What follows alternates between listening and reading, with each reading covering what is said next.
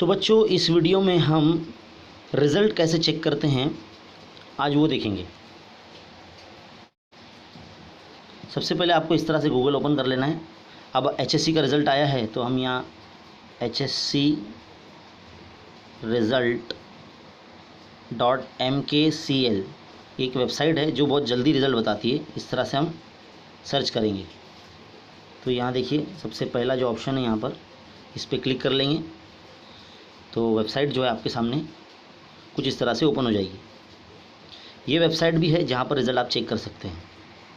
देखिए जब इसको स्क्रॉल करेंगे आप, यहाँ पे HSC सीट नंबर और मदर्स नेम डालने के लिए ऑप्शन आएगा।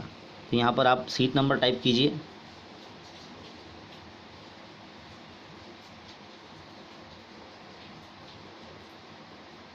और फिर यहाँ पर मदर्स नेम टाइप कीजिए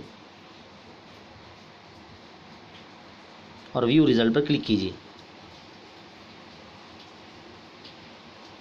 जैसे व्यू रिज़ल्ट पर आप क्लिक करेंगे ये रिज़ल्ट आपके सामने आपको नज़र आएगा।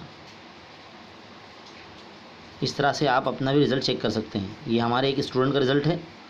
इस तरह से आप अपना रिज़ल्ट भी चेक कर सकते हैं। Thank you.